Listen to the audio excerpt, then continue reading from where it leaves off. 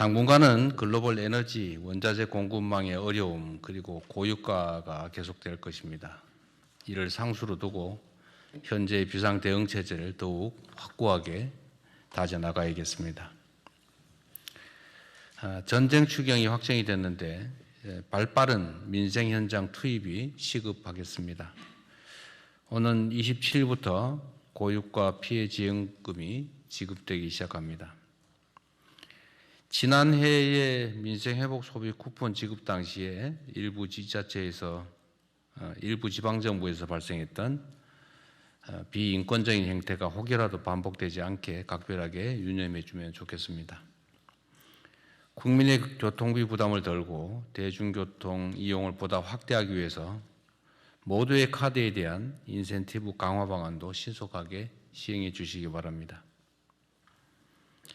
이번 전쟁 과정에서 확인된 우리 경제 산업 구조의 취약점을 개선하는 노력도 박차를 가해야 되겠습니다. 네, 정부가 편성한 26조 2천억 원 규모의 추경안이 국회를 통과했습니다. 자, 먼저 이번 추경이 왜 필요한지, 왜 시급하다라고 봤는지 배경부터 설명해 주실까요? 네, 지난 2월 28일에 미국이 이란을 공습하면서 전쟁이 시작되었는데요. 네. 우리나라로 들어오는 원유의 70%가 호르무즈 해협을 통과해서 들어오고 있습니다. 그런데 이 원유는 운송 수단의 연료로도 쓰이고 있고 또 석유화학 산업 같이 주요 산업의 원료로도 쓰이고 있어서 네. 사실 한국 경제에 지금 심각한 영향을 미치고 있는데요. 정부가 대응을 어느 정도 잘하고 있기 때문에 국민들이 그 위기의 정도에 비해서 그 심각성을 느끼는 정도는 덜한 것 같습니다. 네. 그렇지만 실제로 이 고유가로 인해서 이 충격을 받고 피해를 받는 계층과 산업들이 있기 때문에 그래서 이번에 추경이 편성이 되면서 이 경기를 어느 정도 이렇게 잡아주고 있고 이 어려운 시기를 잘 지나가고 있는 것 같습니다. 그런 점에서 긴급하게 추경을 편성한 것은 아주 잘한 대응이라고 할 수 있겠습니다. 네, 피해가 큰 계층 그리고 산업을 집중적으로 지원하기 위한 목적. 그리고 이번 추경안 국회 심사 과정에서 일부 항목이 조정이 됐다고 하는데 전체적인 편성 내용이 어떻게 됩니까? 예, 26.2조 원 정도의 네. 예산인데 크게 보면은 세 개의 내용으로 나눌 수가 있습니다. 네. 그래서 첫째는 유가가 올랐기 때문에 부담을 느끼는 그런 산업과 계층이 있는데요. 그리고 국민들 모두도 마찬가지죠. 그래서 여기에 가장 많은 예산인 10.4조 원, 10조 4천억 원이 배정이 되어서요. 여기에 바로 이 유가 피해 지원금이 들어가 있는 그 큰 사업이 하나 있고요. 네. 그다음에 두 번째로는 이 민생 예산인 민생 안정을 위한 예산으로서 이 유가가 올라서 사회 전체적으로 어려움을 겪는 뭐 자영업자 아니면 청년들 이런 계층을 도와주는 그런 예산이 하나 들어가 있고요. 이제 마지막으로 기업과 산업을 도와주기 위한 피해 산업 지원 그리고 공급망 안정화 이런 사업이 있어서 크게 보면은 세 가지로 구성이 되어 있다고 볼 수 있습니다. 네, 아무래도 많은 분들이 또 기다리시기도 하고 가장 먼저 체감을 할 정책이 고유가 피해 지원금 이 부분일 것 같습니다. 자, 그러면 누가 받게 되고 얼마나 받게 되고 또 언제 받을 수 있게 됩니까? 예, 전 국민의 70% 네. 대부분이 다 받는다고 할 수 있겠죠. 그리고 아무래도 고소득 계층은 이번 위기로부터는 조금 피해가 덜하기 때문에 상위 30%는 제외하고 하위 70%에게 주는데 또 지역적으로 비수도권이나 지역에 또 인구 소멸, 인구 위기 지역에 있으신 분에게는 더 드리고 또 계층 중에서도 복지가 필요한 취약계층에게는 더 배려하는 식으로 네. 사실은 국민들이 다 똑같은 상황에 있는 것이 아니라 상당히 요새는 너무 이렇게 다극화되어 있고 양극화되어 있기 때문에 네. 전 국민의 70%에게 주지만 맞춤형으로 좀 설계한 것이 특징입니다. 네. 그래서 가장 많이 받으시는 분은 아무래도 그 위기 지역에 계시면서 복지가 가장 필요하신 분들인데 이분들은 이제 60만 원까지 받을 수 있고요. 대부분의 뭐 수도권에 있으면서 평범한 정도의 국민들은 10만 원 정도, 그래서 10만 원과 60만 원 사이에서 본인의 상황에 따라서 좀 다르게 받습니다. 뭐한 가지 추가하면 지역의 경우에 왜 더 줘야 되는가 이런 논란도 있었는데요. 네.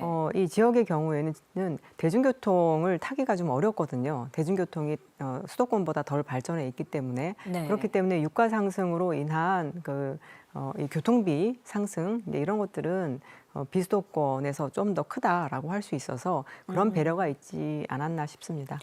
네. 또 아무래도 에너지 위기 상황에서 교통비 부담을 어떻게 완화해 주는가 이 부분도 숙제였는데 교통비 부담을 덜어주는 K패스도 이번에 국회 심사 과정에서 더 강화가 됐다고 하더라고요. 기존 정부안과 비교했을 때 어떤 점이 달라졌습니까?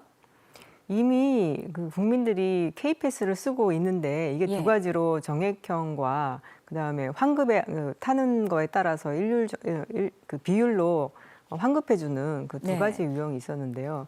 이번에 이 두 가지 유형 모두 다 강화를 해서 그리고 국회에서 원래 정부가 상정했던 예산안보다 훨씬 더 예산을 많이 집어넣는 방향으로 이것이 좀 더 강화가 되었습니다. 네. 그래서 이 정액형 같은 경우에도 지금도 한 6만 원 정도면 많이 타는 분들 정액형으로 6만 원 정도짜리 패스를 차서 쓰시는데 반값 패스가 나와서 한 3만 원 정도로 이 무제한 어떻게 보면 무제한 네. 탈 수 있는 그래서 체감하기에 가장 혜택을 많이 느끼실 부분이 바로 이 K패스 정책이 아닌가 그렇게 생각이 듭니다.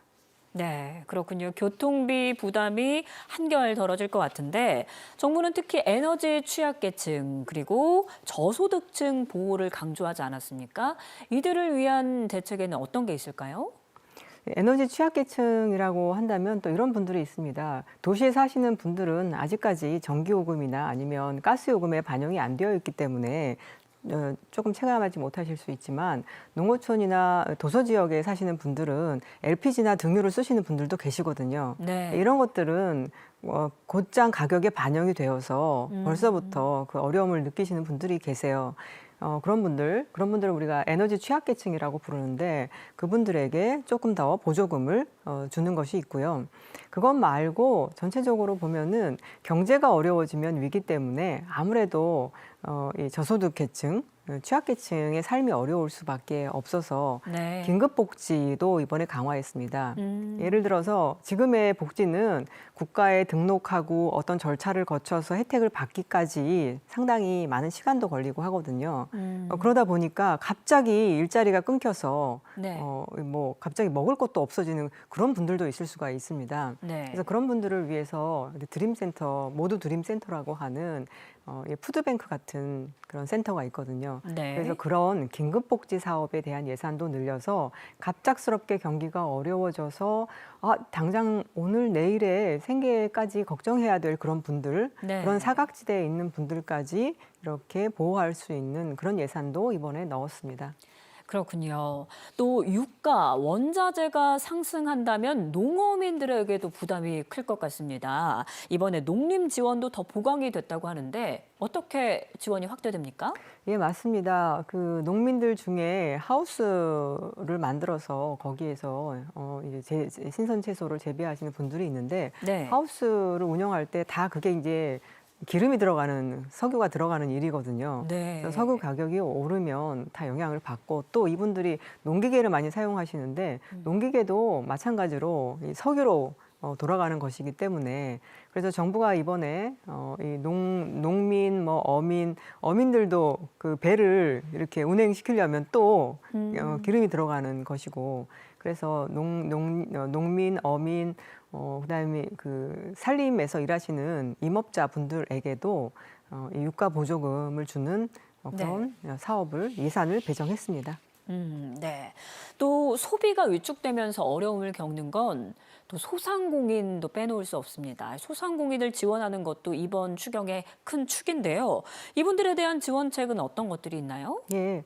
뭐 쭉 들어보시면 진짜 모든 계층에 대해서 맞춤형으로 네. 이런저런 것들을 만들었는데 소상인들 같은 경우에는 당장의 장사가 예를 들면 아무래도 경기가 위축이 되면 소비를 줄이기 때문에 예. 좀 어려워지거든요. 그래서 저리에 정책 자금을 배정을 해서 좀 어려운 시기를 이렇게 견뎌낼 수 있게 좀 도와드리고 네. 그것 말고도 이 재창업 하겠다. 지금 업종 전환을 좀 해야 되겠다. 사람들의 소비 패턴도 빨리 바뀌고 하기 때문에 이제 그럴 때 정부가 창업 자금을 지원해 주기도 하고 많은 네. 예산을 배정해서 그렇게 해서 소상공인들에게 지금 현재 업을 유지하는데 어려움이 있는 분들에게는 정책 자금을 배정을 해주고 현재 이게 어렵고 또 장기적으로 전망이 없어서 새로운 이 업으로 바꾸고자 하는 분들에게는 전환 자금 또 창업 자금 이런 예산도 좀 많이 배정했습니다.